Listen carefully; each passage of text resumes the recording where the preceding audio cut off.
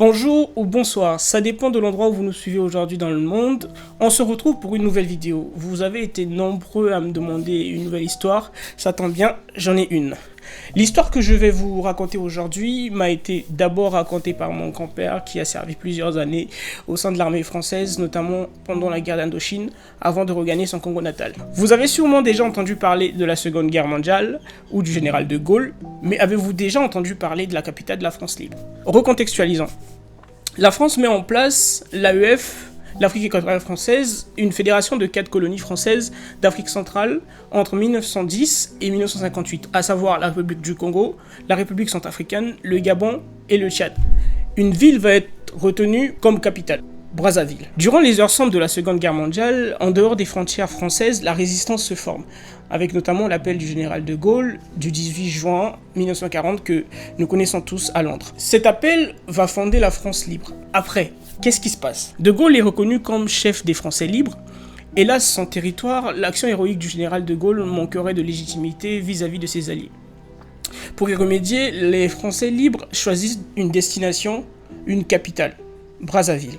Le 27 octobre 1940, le général de Gaulle, par le manifeste de Brazzaville, procède à la création du Conseil de défense de l'Empire en tant qu'organe de décision de la France libre, dotant ainsi la France libre d'une véritable organisation politique, militaire et juridique, qui pendant plus de 2 ans tiendra lieu de gouvernement de la France libre. Il y a 3 ans se fêtait à Brazzaville le 80e anniversaire de ce manifeste avec la présence de l'ancien ministre Jean-Yves Le Drian.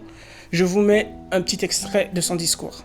Je suis à Brazzaville à la demande du président Macron et à l'invitation des autorités congolaises pour assister au 80e anniversaire du manifeste de Brazzaville, parce qu'il était très important pour la France de célébrer la place que le général de Gaulle a conférée à Brazzaville en faisant de 1940 à 1943 la capitale de la France libre, cette France qui sera victorieuse.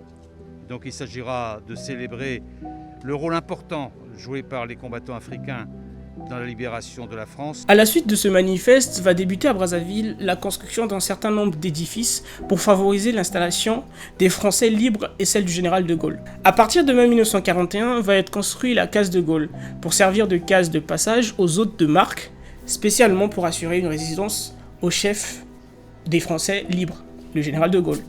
Il déclarera notamment dans ses mémoires « Je descends à la case de Gaulle, résidence que le territoire dans son généreux attachement a construite pour mon usage sur la rive splendide du Congo. » En me promenant dans une brocante, je suis tombé sur cet ouvrage « Mémoire d'espoir du général de Gaulle » où il déclare à la page 58, je cite « Dans ces faubourgs bouillonnants de Bakongo et de Poto-Poto, dans ces rues archi-pavoisées autour du gouvernement général, où viennent me voir des notabilités.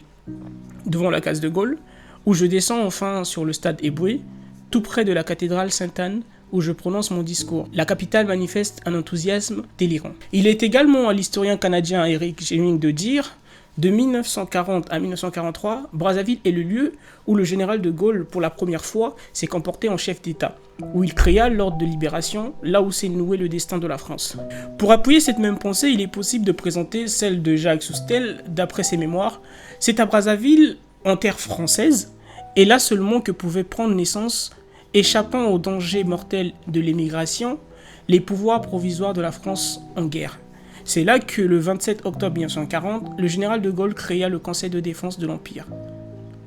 Dans une déclaration organique du 16 novembre, publiée également à Brazzaville, et dont un magistrat de Pointe-Noire appelé en consultation, contribua à mettre au point la partie juridique. Il refusait solennellement d'admettre la légitimité du gouvernement de Vichy. C'est un chapitre décisif dans l'histoire de la résistance et de la libération de la France. Une nouvelle organisation se met en place dans la ville. Des usines émergent de terre pour la confection des uniformes et de certains matériels militaires. À la fin de l'année 1940, l'école d'élèves aspirants, le camp d'Arnano, est créée à Brazzaville pour former les cadres de la France libre. L'école porte le nom d'un héros mort au combat, le lieutenant-colonel Colonna d'Arnano.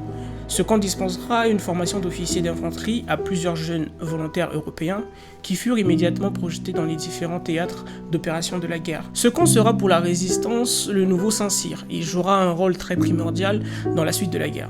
Brazzaville devient le centre de la propagande de la France libre. Des journaux sont créés, ainsi qu'une radio, la radio Brazzaville, qui diffuse à travers ses ondes la voix du général de Gaulle dans le monde entier. Le 30 janvier 1944, le général de Gaulle, président du Comité français de la libération nationale, ouvre à Brazzaville une conférence consacrée à l'avenir des colonies africaines. Il n'oubliera pas de saluer l'engagement des Africains dans la défense de la France et souligne le rôle des colonies africaines dans le conflit mondial. C'est déjà la fin de notre voyage temporel. Retour dans le présent, c'était là une part d'histoire pour Toyebana.